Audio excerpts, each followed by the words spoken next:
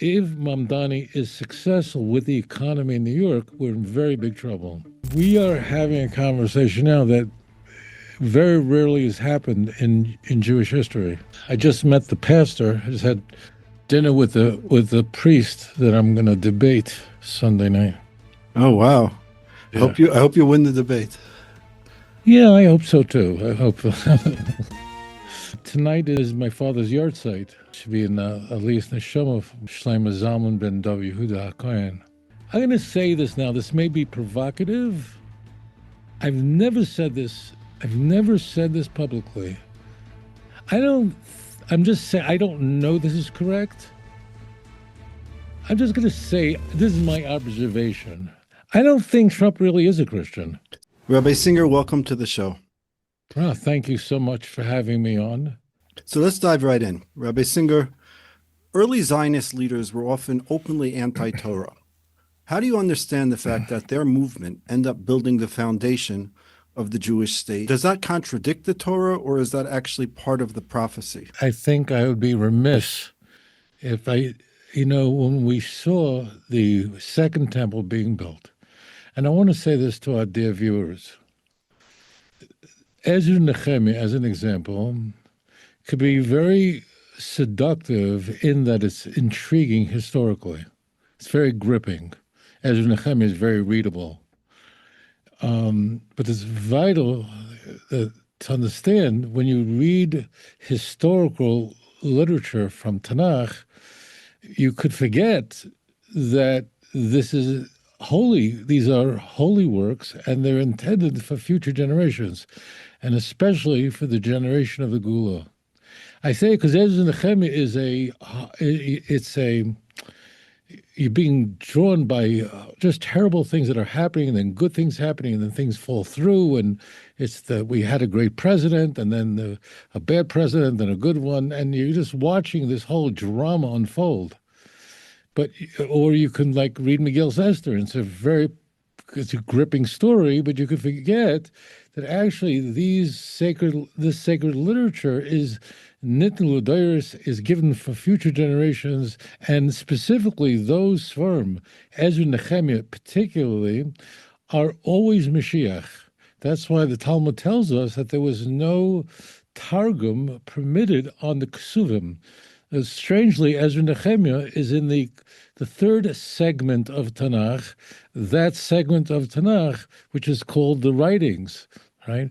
You might wonder why, but it's very important that the writings is all Mashiach. And the Gemara talks about this famously in Megillah, that there was a Targum on it. Now, a Targum means a translation, an Aramaic translation, but that's not a proper explanation. The Targum, like of Unclus, or Yonasan ben Uziel, is not really a translation, but really it's a commentary. It's giving us insight, deep insight. It was a style. I think every translation, you could agree, would be an interpretation. Yeah. Right. Every translation, I say it more, Rabbi, every translation is a commentary. That's true. That's a very important point. I hope you, the viewers, listen to what you just heard. Every translation is a commentary. You have to know that. But the commentaries like Art Scroll, because the translations like Art Scroll or Judaica Press, those that we're familiar with, they're attempting to translate, and of course, you can't translate Hebrew to English because it's not readable. And there are many words like the verb of being. The whole thing is just different. So it has to be rewritten, refashioned to make it readable. And they're trying to render what it said. They're attempting to translate, and they can rightfully call it a translation because that's the attempt that Rabbi Moshe Rosenberg, who did a brilliant translation of Judaica Press, he attempted to translate. No, it's a commentary, but the attempt is a translation. But the Targum, this is very important, you should know this, it's called an Aramaic translation, and is a complete misnomer. They're not even attempting to translate, but rather it is what's called a dynamic commentary, which means it loosely is a translation for sure, but they're interlacing their translation with complete commentary. That's very, very important. Please, please, you, the viewer, must know that Targum Onkelos, when we say that Targum Onkelos is Misinai, it means that the ideas that are baked into that Targum, Targum Yonasim and Ozil, who's a great Tana, who was a giant, just a giant, he's not really translating. He's rendering, but he's baking, deliberately putting a commentary in it. It's a system that is not in vogue today, but it was then. So therefore, so we don't mean just someone did an attempt to translate the Ketuvim into the Aramaic language. That would have meant nothing. And there are such things that did exist. The key point is that Ezra is a fascinating sefer book. We're not introduced to Ezra himself until the 7th chapter of the book of Ezra, strangely. But what's key is that there were very religious Jews among those who left Babylon to come to the land of Israel to rebuild the Holy Land, meaning to rebuild the Second Commonwealth, at the calling of Cyrus. Cyrus, an unusual figure.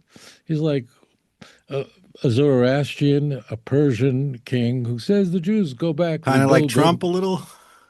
It's very much, it's so interesting. It's so interesting, right? Like Trump is such an unusual personality. Here's a man. He and his father both have a long record of just having a deep love for Jews. His father also donated money to build synagogues in the United States. It's an unusual family, but Trump is certainly an unusual person. I think he owned Miss America. It's kind of odd. It's not exactly the person, that you think is kind of right, kind of like that, exactly. And what's very critical, so you do have very holy Jews, like you had in the 19th century, the Shevei Tzion. These were deeply religious Jews who were dedicated to rebuilding the land of Israel and rebuilding Jewish life in Israel in preparation for Mashiach. And the Vilna Gaon himself, even going back as late 18th century, he too wanted to come to the land of Israel. He wasn't able to, but his students came here it was with a Messianic vision. And one can easily say, it's not easily, it's in fact, it has to be blind not say it, that really the Ramban, HaKodesh VaTorah, the great 13th century Rishon rabbi who came to the land of Israel, he came to Jerusalem. It was empty of Jews because the Crusaders had killed all the Jews in Jerusalem. He was offered to be the chief rabbi of Hebron, which was a strong, vibrant Jewish community. He turned it down. And it's the Ramban who built Jewish life in Jerusalem with a Messianic vision. And it is the Ramban who says in his commentary on it, in case you think I'm waxing poetic, I encourage you to read his commentary on the Torah, which he wrote in Jerusalem, and on Sefer Bamidbar, on the book of Numbers, chapter 33, verse 53. Please read his commentary, where he says it's a mitzvah d'oraisa, a chayv, which means an obligatory mitzvah, not a voluntary mitzvah. It's a mitzvah d'oraisa to live in Eretz Yisrael. He says not only that, in every generation that Jews have to liberate the land of Israel. In every generation, Jews must liberate the land of Israel. That's a part of our heritage. He says it's really a Gemara. Let's say a man wants to move to the land of Israel and his wife doesn't want to, I'm probably going to start a fight in some family in Woodmere, New York. But if a man wants to move to Eretz Yisrael and his wife doesn't, he can give her a divorce. There's grounds for divorce, and he doesn't have to even pay a ksuba. Vice versa, if a woman wants to move, he doesn't want to. I probably shouldn't say that because I'm going to get all these feedback from this. And the key is, so it's very important. It's not like the religious world was squarely behind this. And so there were, of course, deeply religious Jews, great giants who envisioned the return of the Jews to the land, that were living in the Messianic Shas Gula time of redemption. But what is striking is, as we've discussed, is the vast bulk of the Jews who returned to the land of Israel to build the second temple, as we find in Ezra and Nehemiah, were not religious. And the Navi goes out of its way to let us know that. In both Ezra and Nehemiah, we have problems of Jews who are not keeping Shabbos openly. And in case you think, well, that was a big problem. No, it wasn't. In Tanakh, you would be very hard pressed to find any time. I'm going to change that. You do have in the Torah a case, but if you go to the prophets and the writings, it would be very hard to find any case of a problem like in Isaiah, Ezekiel, Jeremiah. They're not telling Jews you're not keeping Shabbos. It's very, very rare that such a thing should happen. This is weird. The problem is almost always problems of Bein Adam L'Chavero. But that's basically they're marrying non-Jewish women. These are we talked about this, the more than 42,000, 360 Jews who come to the land of Israel, but not religious. And we are told in Tanakh that about what they did. And also, interestingly, just another point, that's something I thought about. I wonder if you thought about this. It's interesting. I want to bounce this off you. Okay. All right. It's very interesting that in the Midbar, so we have the generation that lived in the wilderness, and we have an examples of in the Torah of someone who violated the Sabbath publicly, right? Put to death. And we have a case where Jews take non-Jewish women, right, in the Torah, right? Also put to death. Now, that generation that was in the wilderness, after all, they saw the 10 plagues, they saw the Exodus, they saw the splitting of the sea, they saw the war with Amalek. So they were held to a standard that was just no parallel to it. So they were punished very, very severely, and we don't see any parallel to that in future generations. Is it an accident that it's precisely the sins that we see in Ezra and Nehemiah, the public violating of Shabbos and taking non-Jewish women? It's very interesting. We're getting off topic, but the biggest sin of the desert time was the Chet HaMeraglim of not believing, wondering what will the Goyim think about us. It's really that we appear as grasshoppers in their eyes. This is also a great thing. What will the nations say about us? It's really a mind-blowing thing. So as it turns out, we're getting the topic here is we are told in Ezra and Nehemiah, which is one book, incidentally. It's the separation is a later development. There's only 24 books in Tanakh, not what is it, 39. I think I'm correct on that. So the key point is that the Jewish people come into the land of Israel, and then there's tremendous trauma and upheaval. They're largely not religious Jews. I would say that it varies a bit. I mean, Ben-Gurion was not a religious Jew, but he certainly knew Tanakh. He definitely believed in God. None of them were atheists. But these were the people that they were joined by Mizrahi in 1906. So we are seeing today, or in our time now, this country is much more religious than it was 100 years ago, much more, can't compare the two. But we're seeing very much what happened in the past is happening today. And as you said, we're seeing an American president who's not Jewish, but what is unique about him is he has Jewish grandchildren. What a remarkable thing that is. And we're seeing the events of the past happening today unfold before our eyes today. I was reading Eim Habonim Smecha by Rabbi Akiva Teichtel. In the introduction, he brings the Gemara in Sanhedrin 108 that says that there was the king Omer, the father of Achav. Why did he receive the kingship? He wasn't following God. He was Vayasa Rabbe Einei Hashem, and he was going just like Yeravam ben Nevat. And now suddenly they're giving him Melucha. He's getting kingship. And the Talmud answers because he built the Shomron. And because he built the Shomron, therefore he was fulfilling the mitzvah of Yishuv Eretz Yisrael, of building up Eretz Yisrael. And therefore, even though he was an idol worshiper, Rabbi Teichtel would probably be one side of the coin. He would be the one who says, if we don't come to Eretz Yisrael, he actually goes so far as to say that that was the cause of the Holocaust. And he was living in 1943 when he wrote this, and he was eventually killed in 1945 by the Nazis. And I actually bought the two copies. There's two different prints. I bought both of them. On the other side, the flip side of that is there are some Jews in America who feel, or around the world, not in America, and even in Israel, who feel that it's asur to come to Eretz Yisrael. We can't come to Israel because we can't awaken God's love. And some, I'm not going to talk about the Neturei Karta, that's a separate topic. But regarding these two opposing opinions of we can't come or we have to come.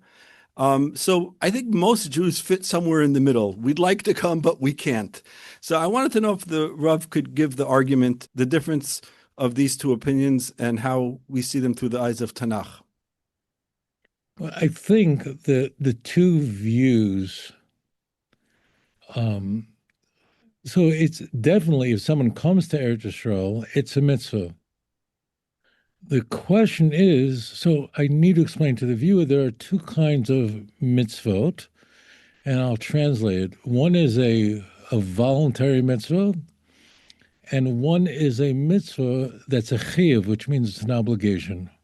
Let me explain what that means. So, as an example, is wearing tzitzis, wearing tzitzis on a four-cornered garment. So in truth, both you and I are wearing not Jewish clothes. Really, our clothing this is European clothing they're wearing. And what's most striking is it does not have four corners on it. So if we did not wear a four-cornered garment, we would not be obligated to wear fringes. In fact, there were some Jewish communities where people didn't wear tzitzis, religious communities, and only the rabbi of the shul would wear tzitzis. In Texas, I saw a lot of communities like that. No, but in the East, there were in Sephardic communities, and there were such communities that only the Rav wore tzitzis. And there's actually a question, if somebody else wanted to wear tzitzis besides the Rav, was it an Indian of Gaiva? Was it like bragging because you're wearing it? But this is we're going off. It's a very intriguing topic. The key is, now, as it turns out, every God-fearing man, even though I'm not you, but neither of us are obligated to wear a four-cornered garment. We don't have to. And then we have no obligation to wear tzitzis, but no God-fearing man would ever not wear tzitzis so that we can fulfill the mitzvah of putting on tzitzis today. No one would ever pass up on the mitzvah, although it really is voluntary. We're not obligated to wear tzitzis.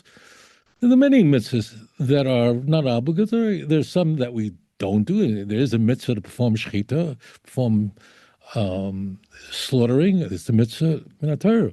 But I'm not obligated to go slaughter an animal. I'm not obligated to study the first 38 chapters of Yeridea and go, I'm not obligated to do it. If they do it, I am fulfilling mitzvah. That's one kind of mitzvah. So many religious Jews view, that will be the view of many groups. I don't have to say which is who. Many groups feel that coming to Eretz Yisrael is a mitzvah, but you're not obligated to do it. It's like wearing tzitzis, or it's like performing shechita, or it's like if you build a house and the house has a balcony where people can walk, so then you have to put a railing, a balcony around it, if people could walk on the roof of your house, right? That's a mitzvah from the Torah. But I'm not obligated to put a balcony up there. So that's that kind of voluntary mitzvah. Mitzvah only if you create a circumstance which necessitates it. Got it? That's the voluntary mitzvah. But there's another mitzvah. It's a mitzvah that's a chiyuv, which means eating matzah on Pesach. On the first night of Pesach, it is a person can't say, I want to. You must eat matzah. A man must wear tefillin. It's not voluntary. So that's really the major disagreement between the two. there's no group that says, I don't know, maybe there's some odd group out there, but the Satmar Rebbe just came here to Israel and visited many of his followers who live here in Israel. I don't have a problem with that. I just had a conversation. I was walking to my home tonight and I met a whole bunch of Satmar Hasidim, and we had a long, long conversation about this.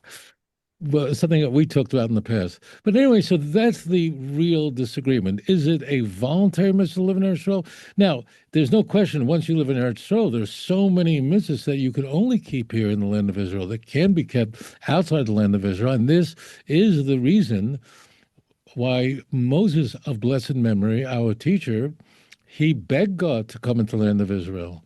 Even though he could not lead the nation, as you recall, he still said, fine, Yeshua can lead. Moshe Rabbeinu did not want to be the Rebbe. Unlike other Rebbes, he was not interested in leading the nation. And he fought God for a week, saying, this is not for me. Finally, God convinced him, but he did not want to lead. And when God said, you can come into the land, he said, can I just go? Why did he want to go? The Morias, why did he want to go? He wanted to put his feet in the Kinneret. He wanted to go to the beach in Tel Aviv. He wasn't interested. Or rather, he wanted to fulfill all the mitzvahs that only could be fulfilled in the land of Israel. In fact, in one view, all the mitzvahs really are bound up in the land of Israel. And outside the land of Israel, the commandments that we keep are only to prepare us as a way of training. It's like a 9-year-old child is training for his bar mitzvah, so it's like chinuch almost. So that's really the disagreement that we see. But the Ramban is a giant, and his view is very strong. It's based on a Gemara that discusses that if a woman wants to move to Eretz Yisrael, husband doesn't want to, he has to give her ksuba, means he has to pay her off, and she can demand a divorce. It's a very serious matter about coming to Eretz Yisrael. I am sorry.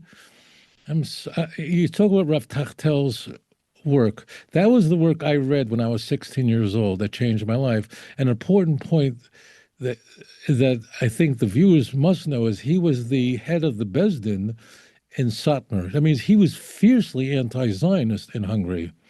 He was one of the greatest proponents of Jews not coming to Palestine and opposing the Zionist movement. This is what's very critical. Everything he wrote on the run. I don't know how he did it because he had nothing with him. He was in hiding. Right. And he wrote Eim Habonim. The man was just a giant, and it's understandable why he would be one of the premier minds in Europe. And ultimately, he was killed, I believe, on a train that was on its way to Auschwitz, I believe. Yeah, I read that story. Yeah. But he wrote everything he wrote, which is because all he's doing is bringing down sources. And he explains very carefully that here you had all these things. That means you had a movement of Jews coming to Eretz Yisrael. You had giants like you have Rav Kook and so on who's saying come to Eretz Yisrael. You had a declaration by the British Empire that designates the land of Israel for the people. And here, James Balfour, who was a foreign secretary, he was a Christian. He was a devout Christian. He was a dispensationalist Christian. These were not like I'm going to say this now, this may be provocative. I've never said this publicly. I'm just saying, I don't know this is correct. I'm just going to say, this is my observation. I don't think Trump really is a Christian. I have never heard, and please correct me, it's just something I thought about for a few years. I've never heard Trump, unless he was speaking at a Christian event, or he spoke at Charlie Kirk's memorial, which basically in Arizona was like a church thing. The whole thing was just a big Christian thing. Unless it's at a Christian event, he invokes God all the time. He's a person who believes in God for sure. Whatever you can say about him, I never heard him say Jesus ever, except if he was at a Christian event with Christian pastors where it was sort of obligatory. In fact, I remember he once spoke at Liberty University, which is a big Christian university in the United States, fundamentalist Christian university. And he referred to a letter of Paul as 1 Corinthians. And it was in all the papers because no one says it that way. Because if you read the Roman numerals, so it looks like a number 1 Corinthians.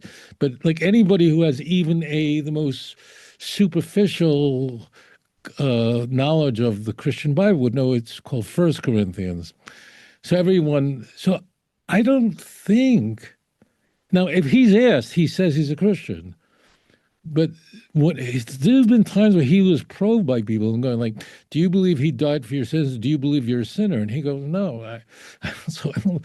He is a real theist. He is a very unusual person, and Hashem uses very unusual circumstances, dafka, deliberately, when the geula, when a redemptive process is at work, whether it's the how. Um, um, Jacob gains the firstborn, how it happened. It's always through the back door that David, a boy whose own father didn't think he was worthy of even bringing in front of Samuel. It always just goes through the oddest way in the world. There, and it did in the time we're living today. So I think you can break down those two views as mainstream. Now, the Natura Carta is just a weirdo group. It should be said that that group has 2 sections, one that you never hear about, and they do not sit with terrorists, okay? But the one you all know about are considered insane. I'm just saying they're sovereign. No one likes, everyone thinks they're out of their minds, but we all have crazy people, and they're it. Okay, so I wanted to go back to a few things. Number one, I was reading Kovetz Mamarim, which is the writings of Rabbi Hanan Wasserman, and he writes that the Mishnah at the end of Sota, we all sing a song, Anachnu Maminim B'nei Maminim. We are the children of people who believe in God. And that seems to be like a theme song of our generation. And actually, it's a Mishnah. It's in the tractate of Sota, and it says that there'll be chutzpah yazin, there'll be a lot of audacity. Chutzpah is, everybody knows what chutzpah is, and it's talking about the final, the generation that greets Mashiach, and it says they will have chutzpah, and they will be brazen, and they will be like a dog. Their face will be like a dog. They will be following trends, and then it ends off by saying we're going to be faithful. So he says in the name of Rav Chaim Volozhin, who was a great sage, that actually might be a curse, meaning that instead of actually taking action and doing something, people will be falling back on faith and saying, Hashem Yazar, God will take care of it, God will send the eagles, and Mashiach will come on a donkey, which I think you'd agree is a debate in the Gemara whether or not he'll come on a donkey. That's when we're not worthy, but he could come in other ways. One thing it does say is that he comes chamutz begadim. When Mashiach comes, his garments are soiled. So what is this Mashiach that comes who's in soiled garments? Right. So first of all, where do we find soiled garments in Tanakh? What does that mean? What does that convey? So soiled garments are the garments. It's so beautiful, very powerful. This comes from one of the 8 ecstatic visions in the beginning of the book of Zechariah, where Yehoshua, now this Yehoshua is the nephew of Ezra. This Yehoshua, his father's name is Yehotzadok, and Yehotzadok was the younger brother of Ezra. Ezra did not come to the land of Israel in the first Aliyah. He wasn't part of that first wave. The reason was different. Ezra, who was the giant of Torah of the generation, was taking care of his Rebbe, Baruch ben Neriah, back in Bavel. So he didn't come immediately, he came a little later. Now, what's very striking about this chapter is Yehoshua, who is one of the 2 giants leaders. He and Zerubbabel are the 2 people that come to usher in the second temple, the rebuilding of the second temple. Yehoshua, of course, was a Kohen. Now, we're told that he's wearing filthy garments. This is very critical, Zechariah chapter 3. And he's brought before Sutton. Now, this vision, you can see why Rashi says Zechariah is hard to understand. So the vision goes like this. Sutton is accusing him. Why? because he's wearing dirty clothes. And God rebukes Sutton and says, "Get away, go." And then he is told that these garments must be removed, and we put on new garments. This is the Kohen Gadol, and should put on the hat of the proper hat that the high priest would wear. What is going on? It's very. By the way, this is one of the rare cases in all of Tanakh that we're introduced to Sutton. It's very rare that happens in Tanakh. In Divrei Hayamim by David HaMelech, when they revealed That's another example. Yes. That's very good. And it's very interesting that it's correlate. It's beautiful to do a show at Talmud Chacham. It's correlate passage in Shmuel. It says God. Right. It says God did it, and there it says Sutton did it. Very brilliant. Baruch Hashem. Kodesh Baruch Hu blessed you with such a good head. So what is happening here? So the story at first, if you read the story, you go, "What is going on here?" So it's strange. It ties into what we talked about earlier. Yeshua ben Yehoitzadok was a good man, and his venture was a very holy thing, coming to the land of Israel to rebuild a temple, and he was serving as the priest leader of the Jewish people. Zerubbabel was from the house of David, and he was his companion. Those were the two people that come. What did it mean he has dirty clothes? Put on him clean clothes. What is this talking about? The whole story is that he had a son. And here we have to go to Ezra chapter 10, verse 18. You have to cross-reference Zechariah 3 with Ezra 10:18. What's 10:18? I'm pretty sure that's the correct verse.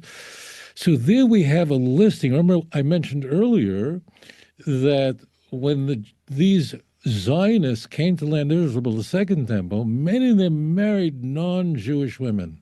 And we're told in Ezra who many of their names were. I believe the number is, I think it's 113 men. I think so. I thought it was 114. But okay. I'm sure you're right. I'm sure you're right. I'm not going to question Tovia Singer. No. I don't. It could be. I'd be a fool to do that. I could promise you this. If you were here, you'd get a big kiss on the head, because I really love you very much. You're very sweet. I love doing the show with you. And by the way, it's in the middle of the night.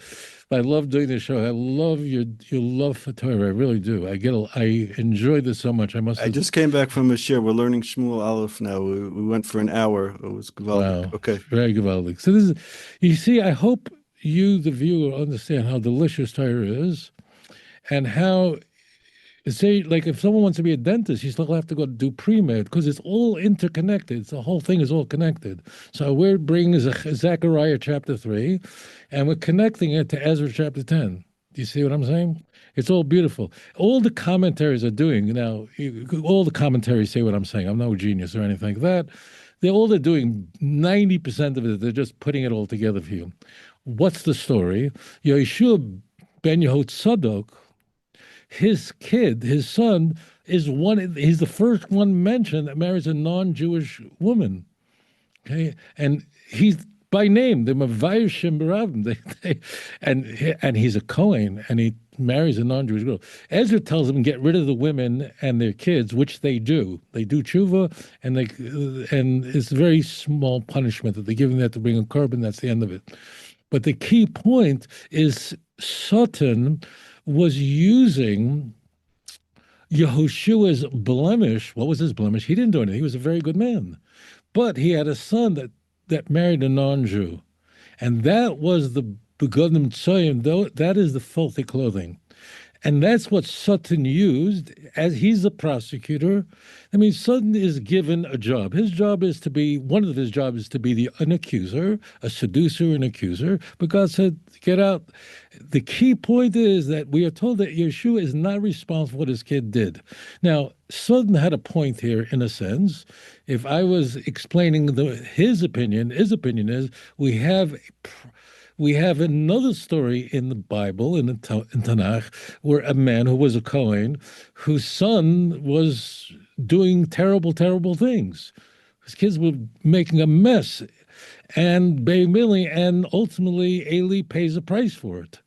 So the question is Yehoshua responsible for the people in his surrounding, and there's he's not. So that's what the begodim tzayim means. That's what dirty clothes. Dirty clothes on me. I'm not the shirt, but it's the shirt I'm wearing. It means this is my environment, and therefore he says, put on new clothes. Therefore, Yeshua was not responsible for what his kid did, and he's not. He didn't overlook the other way. Now, other people on Tanakh are held accountable because they could have done more. There's a lot to say about this. Even Ezekiel felt he could have done more to save the generation. We don't go into it now. And therefore, although we had the Netziv was a great Zionist who understood exactly what was happening. You talked about a Rosh Hashiva, talking about a giant now. They understood what was happening, but it was in fact the people in their surroundings who weren't so religious. Took a non-Jewish girl, a Kohen takes a non-Jewish girl. God then tells Yehoshua that if he and his companions remain faithful and loyal to God personally, has nothing to do with his clothing anymore, then God will give him the branch, which is Zerubbabel, who is from the house of David, which means that the house of David and the Kahuna will be restored. And that's the key message there. The key message is that only a few of you among this group that has returned from Babylon to the land of Israel were loyal. But in fact, that's all it takes. I can work with you. It's a marvelous vision and a marvelous prophecy. I want to just, if I may, just one other point that must be said, because I know we have discussed this topic of, well, this rabbi, you know, was a religious Zionist. This rabbi was not. This rabbi has this view and this. People might go like, "What's going on here? Like what? And is it just like who is my rabbi? And could one of them therefore has to be wrong, right?" I think this has to be in the subtext that people are wondering here. And there's a point that I must share with you that I always found intriguing. There are instances in Tanakh of very, very holy people, and in fact, prophets, made mistakes. When they were asked questions, and they responded when they were not in a state of nevuah, not in a state of prophecy.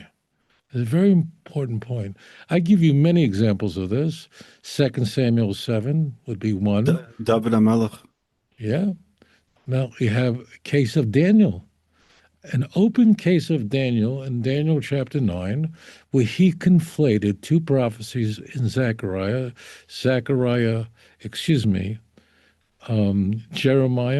chapter 25, verse 12, and 29, verse 10, which seems similar, speaking of 70 years. I'm not going into it now. The point is, Daniel conflated two passages, thinking that these two 70-year periods were the same. And this has to do with the redemption. This is very clear. In all cases about the house of David and the redemption of the return of the Jews to their land. That was so critical, okay? And the Navi, the Tanakh, our sacred literature, records what these are the holiest people that ever lived, the greatest people ever lived. And they rendered what they thought was the case, or in the case of Daniel, he thought that instead of a 70-year exile, it would be a 490-year exile. He was petrified that the curse in Leviticus 26:18, where God says, "I'll multiply your sins 7 times if you don't repent," he thought that the Babylon exile could turn into a 490-year exile. It was a nightmare. I can't go into comment, but the point is he conflated two texts. He did it just like many holy people looked at things in the past and came to a conclusion, and they meant it l'shem shemayim. And the prophet, in the case of Daniel, the angel Gabriel came to explain to him what his mistake was. It's a very beautiful story, Daniel 9, incidentally. Daniel is praying to God, crying, like, what's happening? Darius the Mede is now king, and why aren't the Jews returning the land? And he's praying to God, and one of the most beautiful prayers in all of Tanakh. And God could have sent Gabriel immediately, but he said to, because Gabriel says in the beginning of your prayers already, I was told to go to you. And Chazal tells us that God wanted to hear Daniel finish it. It was so gorgeous before he would get the answer. So the question, of course, is like, why does Tanakh record when a great person, in this case, the Nevi'im were the greatest human beings that ever lived, the greatest people that ever lived. Why does it record when they made a mistake, when they were viewing a predicament and they were not receiving prophecy, but they assessed it incorrectly because they are humans. The reason is very obvious. Why is it included in Tanakh? To understand that the greatest people, if they don't have nevuah, we have nevuah, and therefore we have to default back to Tanakh when examining these texts. And this was very much the view of the Netziv. This was very much the view. Try, if you can, I say this to the viewer, to distance yourself as much as possible by saying, well, I'm on this team or I'm on that team. We have to default back to Tanakh, and there is, unfortunately, a tragedy that this generation is the most literate generation. We have more Talmidei Chachamim in our generation than in any generation probably since time of Chizkiyahu. Don't dream for a moment that 150 years ago in Europe, there was so much literacy like today. It wasn't. There were great giants, but those were the unique students that were great, that were sent off to yeshiva to learn. Well, most people lived in peasant environments. Today, there's so much Torah going on, but there's a problem that we all recognize. That is, there's not enough study of the Nevi'im and the Ksuvim properly, and for this generation, which is the generation of the redemption, and we're living at a time, incidentally, where everybody across, we talked about the spectrum, like you asked me earlier, like what are the different views, right? Well, across the spectrum, everyone recognized that we are in a time, Shas Agula. Rav Kavnevsky said that, everyone said this. So this is not an issue of disagreement. So it was very important to try to, if you can, look when Tanakh tells about people who were the greatest people who were looking at a situation, they didn't have nevuah at that moment and misassessed it. There's not bad or good, or they're better, or Daniel's better than other people. That's not the case at all. It's just you have to have nevuah in order to assess a situation. There's a story that this reminds me of Reb Chaim Kanievsky, the leader of the Jewish world for many years. And somebody asked him the following question. The Jews in Israel, all the holidays are one-day holidays, except for Rosh Hashanah.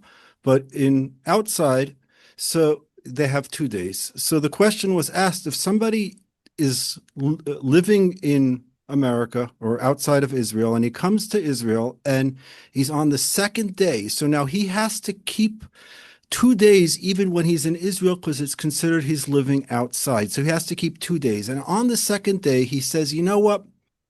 I'm staying in Israel. Do I have to continue in my second day of this holiday? And Reb Chaim Kanievsky said, absolutely not. As soon as you decide and you're in the land, you only keep 1 day and you could put on tefillin. And then he asked him, what if a person who lives in Israel goes to America and he's on the second day and he's an Israeli, so he doesn't have to keep Chag, he doesn't have to keep Yom Tov. And then he decides he wants to stay in Chutz La'aretz. So does he keep 2 days? Does he have to start saying the prayers for the second day Yom Tov? He says, absolutely. So he said, but he put on tefillin this morning. So he said he's an idiot. And idiots don't have to do mitzvot. This is what the great leader of Chaim Kanievsky said. Right. I wanted to go back to what you mentioned with the Satan at the end of Divrei Hayamim, where it says that the story is repeated twice in Shmuel and in Divrei Hayamim, and this is the story of David counting the Jewish people, and something came into his head and he decided to do this counting. Right. And as a result of this counting, there was a plague, and the plague rose up the land, and it finally got to Jerusalem. And then he was revealed to him the place. Through this plague reveals to him the place, because for some reason, the actual location was lost, even though Abraham was there and we knew about it. We knew that it was there, but interestingly, Jerusalem isn't really, even though it's mentioned, it wasn't really. It took a while until it became recognized as the place where the Beis Hamikdash was going to be, and this was exactly that moment. And many of the commentaries ask, what was the sin? And I saw said that the sin was that they did not ask to build the Beis Hamikdash. There were 390 years in Shiloh, 14 years in Nov, and 44 years in Givon, I think. And they never asked to build the Beis Hamikdash, and therefore they never asked to build the temple. You've said many times that the Jews, like it says in Ezekiel 37, need to return to the land, and all 12 tribes will build the third temple together.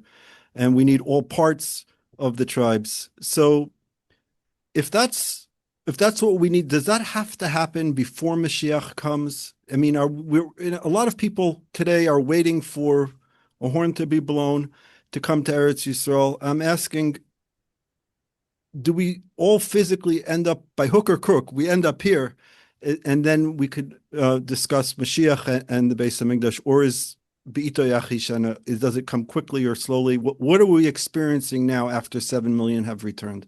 Yeah, so you're quoting, I think, the end of Isaiah 60, very, very beautiful passage. In its time, I will hasten it. So that's very critical, in that Mashiach must come when the Jews repent. Isaiah 59, verse 20. Isaiah 60 ends with God says, "In its time, I will hasten it." The context is the Messianic age, because after all, repentance is something that the Jewish people must do, that Jacob must do voluntarily. And in a sense, God steps out of that, meaning God does not control our free will. But we have to return. But God can get a unique mayor in New York that might cause people in Brooklyn to go, "What's that?" and say, I live on 14th Avenue and 48th Street, and I hope he doesn't do trouble. I hope he ends up being better than we expect. But the danger is that he might be better. That's the truth. The danger is, I'll tell you, like when Hitler, Yamach Shemaim, came to power in 1933, he actually made many innovations in Germany that improved the economy. When he came to power, the economy was a disaster. So the worst scenario is that he's successful, spiritually speaking. I mean, if Hitler would have come to power, and it wasn't his first shot at coming to power, when Hitler came to power, Yamach Shemai, he was very successful. The German economy was shattered, and he was able to strengthen the economy. And he was able to then leverage his success into the tragedy. Of course, you have he. I was going to say he invaded Austria. When he didn't invade, he walked into great parades like he was a rock star. They greeted him with open arms in Austria. Probably they'll never let me into the country again for saying that, but that's the reality of it. The Anschluss. The major danger is that if Mamdani is successful, we're in a lot of trouble. I'm telling you now. That if he comes in and he completely fails, and so then it's a safer situation, because it becomes transparent that his socialist ideas, which would be a nightmare. The question is he going to act? I don't want to get out of my lane. I just want to say this. If Mamdani is successful with the economy in New York, we're in very big trouble. I agree. I think the economy will be either the outbreak of World War III. I saw Glenn Beck. I did a piece on that as well. That, the equation for we're really getting off track, but you brought it up. But the equation for World War II was the economy. I think you would agree with that. Yes, of course. And that's a very dangerous place to be. Yes, right. So God help us if Mamdani is successful. That's really the case. It's not. I don't want to go off track. We're both on the same path, so you have to be very, very careful with what is happening. But this is a trigger. This is a red flag. And incidentally, for those of you who have not read Ezra and Nehemiah, it's very easy to read. you can have no excuse to God why you didn't read it. Because it's And go to a Jewish bookstore and get an yeah. art scroll.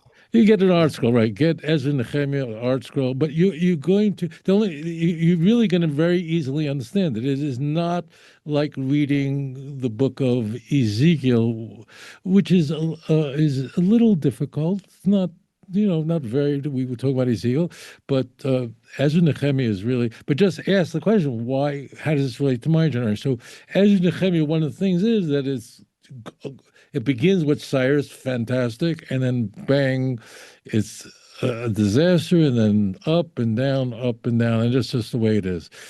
That's just the nature of the game.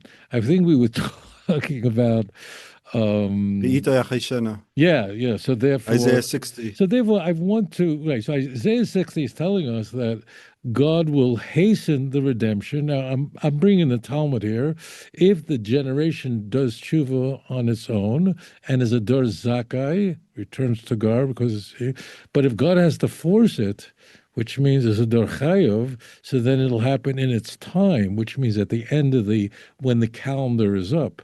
And I think that's the reason, I don't think we ever discussed this, why Jacob and Daniel, who, according to our tradition, are the only two people in history who knew when the Messiah was going to come, were distressed it was a distressing moment when they began to talk about it, because they were probably seeing the Be'ito in its time rather than the Achishena, rather than the hastening. And of course, On the yeshiva of Panovich in Bnei Brak, says over there, Behar Tzion Tia Pleta. And the story is that the Panovich Rav was by the Chafetz Chaim, and the Chafetz Chaim was talking to him about Vayechi, the last portion where Jacob does call his sons in, and he called him in, and he told them to go to Israel, and that Har Tzion, the Mount Zion, will be your refuge.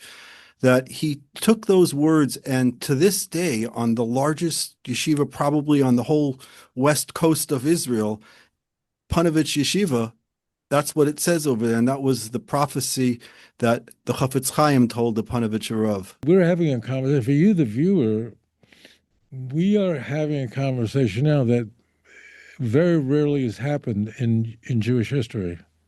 Really, it's at a very, at a very, very special level, and it's transparent that it's really only the generation of who are viewing the redemption that really were able to now piece together these events.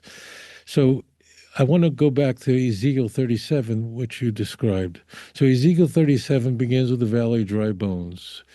A vision where dead bodies, bones bleached out, rise up, and Ezekiel. It's very interesting. Ezekiel is asked by God, "Can these bones live?" Very strange. Can these bones live? Now, if you or I had a prophecy from God, and we knew it was from God, and we saw a valley of dried out, bleached bones, but God asked you or me, "Can these bones live?" I think both of us, well, of course, you're God, you can do anything. I think it's like, but Ezekiel doesn't respond that way. He says, "Only you know." It's a very strange thing. He says, "Only you know." Why didn't he say, "You're God, you can do anything"? Right?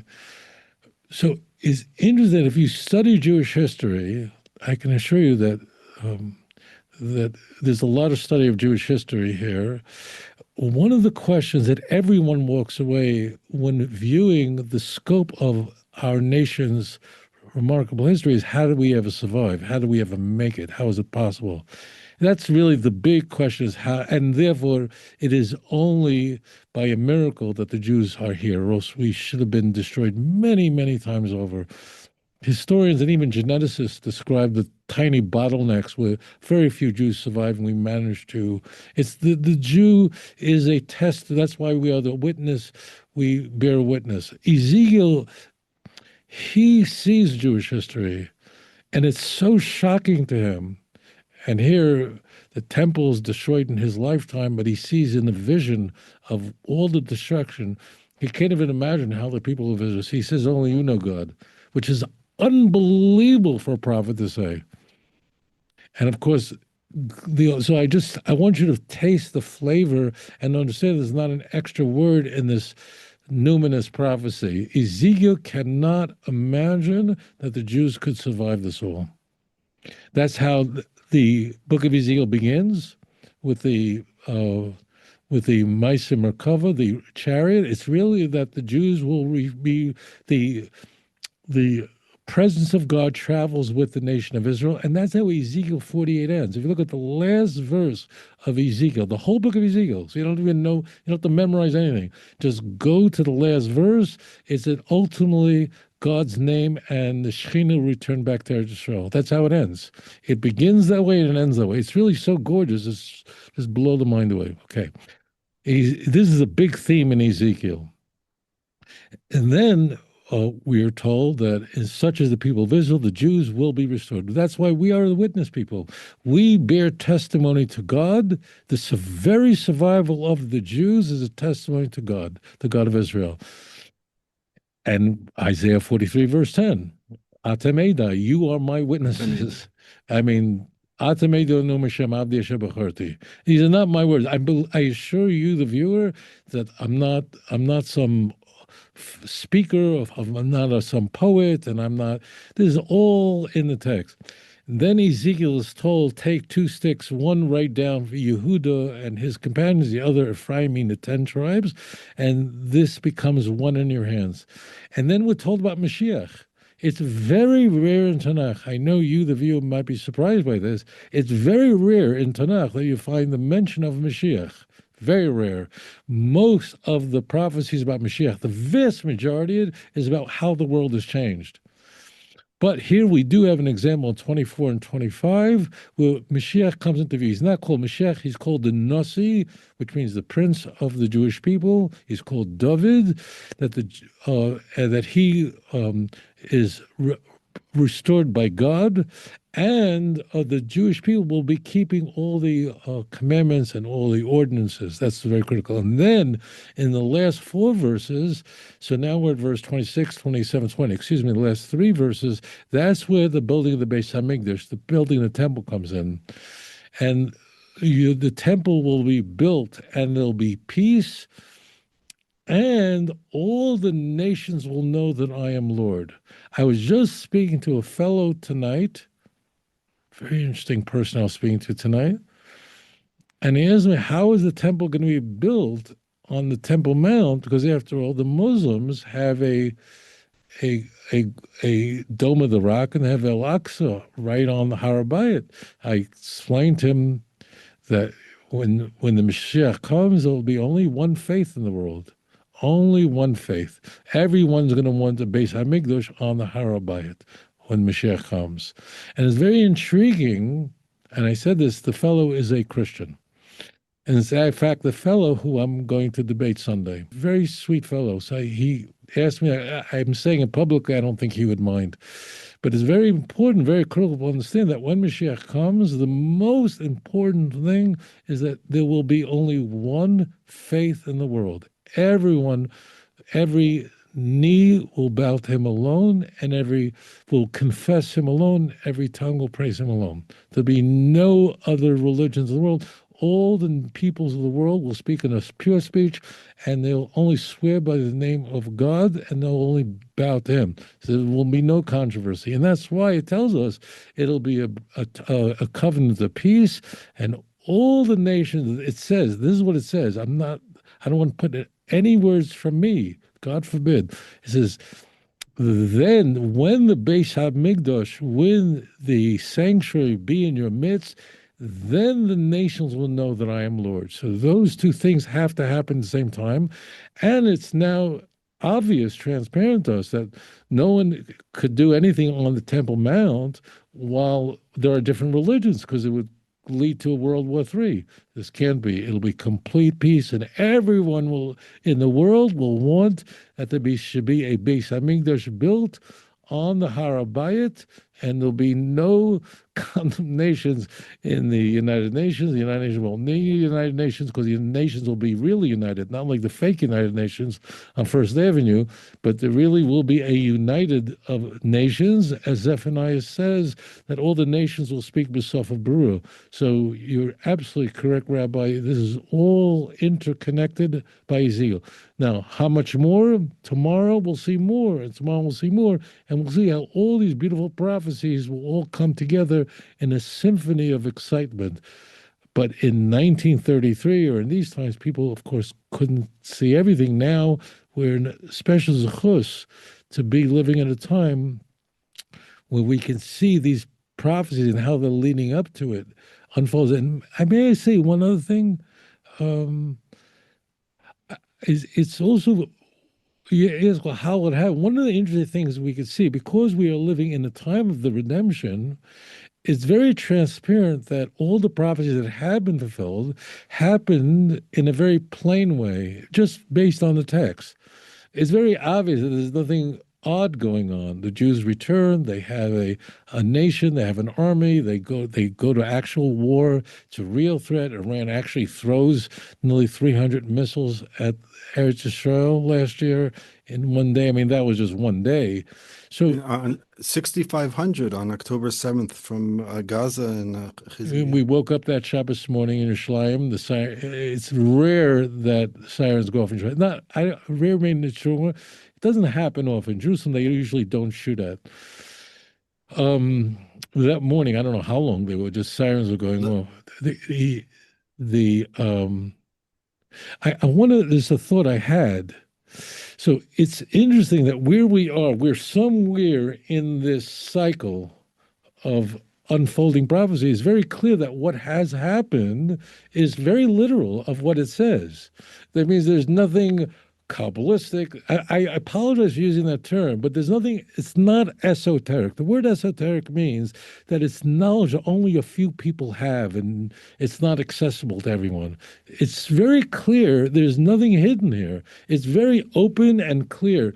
And I want to say this to my brothers and sisters just to clear this all up for you, and maybe we can like sort of clear up this conversation for everyone to give you peace in your life, because this could have been a show. This is like one of the most exciting shows I've ever done in my life. That to give you menucha, to give our viewers menucha, just as we see that until this point, all these prophecies have unfolded in a manner that is literal to what it says. It's like Rabbi Akiva looking at the Temple Mount and smiling.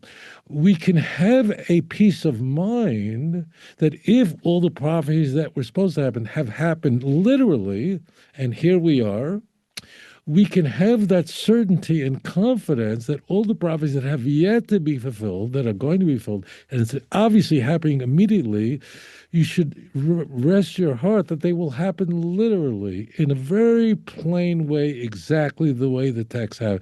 Now, you can be sure that when the Beis Hamikdash will be built, all the nations will love it and they'll want it, and we'll see it clearly, just because it's not. I want to say this to you.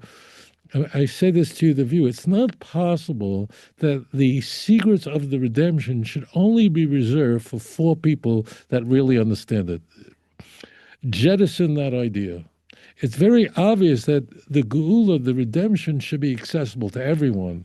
So as we see that everything that has happened, of course, had tremendous trauma, the Jacob's trouble, terrible things have happened. If Ravigdor Miller of blessed memory didn't say it, I would never take it upon myself to say it.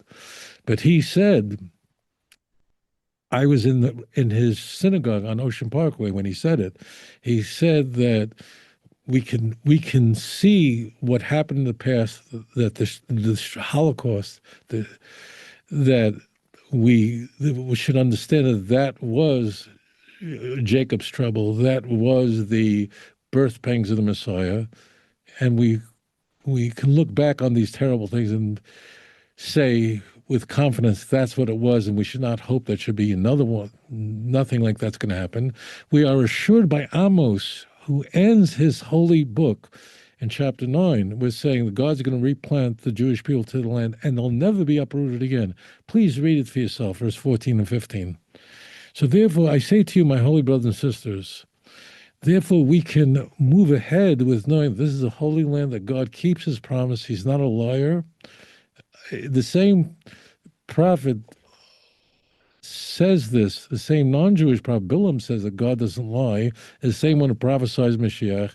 In the same way, we can know with confidence all the other prophecies that have yet to take place will occur just the way the Navi, just the way the prophet says, and may we see this redemption happen quickly in our time. Amen. I just asked one more. First of all, thank you. Wow. You reminded me every time I ever like go out of the city. I live in Beit Shemesh. I go out into the street. I go out into the things. I literally need to pinch myself. Am I really living this Yeah. biblical dream? I drive, my parents lived in the old city. I drive into the Jaffa Gate and I think about all Mm. the Jews in Europe who would have every one of them would have come if they could have come. Yeah. Every last Jew would have come Yeah. before the Holocaust. And today we have, and there's another prophecy that I wanted to share with you, and maybe then we'll wrap it up. This week we read Genesis 32. We start with Genesis 32:4, and it's the story of Jacob returning from Lavan. Now these stories are not just for us to learn. I'm talking to the viewers, obviously. It's not for us to learn what they did, but it's actually these are also prophecies. And when Esav comes to Jacob, it's only once he's on his way to Eretz Yisrael. It's only once Jacob decides that he's leaving Lavan and he's coming to Israel. That's when Esav says, I'm going to come after you with 400 men, 400, whatever it was. There was a showdown.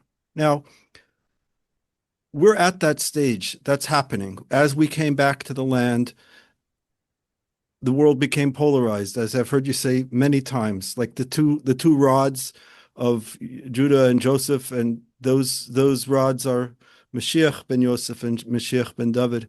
And right now, in this week's parsha, we say that Rachel dies on the way. She's the righteous one who leads the way. Joseph was the one who led the way. The righteous people led the way. And there were many Jews who came to Israel who said, you know what? Forget the whole argument. Is it Yemosa Mashiach? Is it not Yemosa Mashiach? I'm going to come to Eretz Yisrael because I want to be here right now. This is the place where we've always dreamed of, and I can come. And this quiet minority has slowly grown into a lot of people who really don't have, they just said, I want to be here. I don't want, I forget whether you mentioned it's a mitzvah kiyumis or a mitzvah chiyuvis. Is it obligatory or is it not? So maybe your thoughts on that and then lead us out with the prayer. Thank you so much. I want to share this thought with you, if I may. What you said is very beautiful, very powerful. We see an unleashing of rage and anger after October 7th. I want to ask you a question. When I was a young boy in yeshiva, we both went to yeshiva, and we both were learning the Torah together, and specifically after the Jews are in the wilderness. It means they saw, I think you're going to know where I'm going with this. They saw the miracles that occurred over 11 months, the plagues. They crossed the sea that parted for them. They saw the war with Amalek. They saw miracles nonstop. When I was a kid, the thought that bugged me is, why were they complaining so much? I could not get that thought out of my mind. Does that make sense? Like, where with the cucumbers and where's the water, and they're complaining, like, what are you talking? Like, I thought to myself when I was a youngster learning the Torah, and really into my adulthood, I thought to myself, if I would have been alive and seen all that, I would never have done that. Does that make sense to you? Or Yeah. It's a great question. and no one ever says that. And it's like everyone see, because I thought it was a naughty thought. I think I'm saying it now for the first time in my life. I struggle with this a lot, and I go, why? If I would have been alive, I would never do that stuff. If I would see that, so how did that happen? What I want to do is I want to just share this. This is a thought that's been my companion for a long time. I think the part of the reason why this is possible is they were living in a time there were so many miracles going on. They were so acclimated to the miracles that they weren't even aware of it. Just like, as an example, you and I got cancer today many times and got infections many times, but our bodies fight it off. Thank God Hashem made it, all kinds of systems in our body that fights off all these things that, and it's a miracle what's going on, and all of us do. We're just like then, there was so many miracles going on that you become acclimated and you're not thankful for it. And you notice these small dumb things, even though not seeing the picture of what's going on around you. And we are, I say this with caution, we are living in a time, something that you and I have talked about. If our great great grandparents would hear what's going on today, they would certainly go get me to Israel. You have to be very aware there's a danger in the time we're living in that we can become so used to, so acclimated to miracles that we ignore them, we don't notice them. And I think that's part of what was going on when the Jews had so many miracles going on.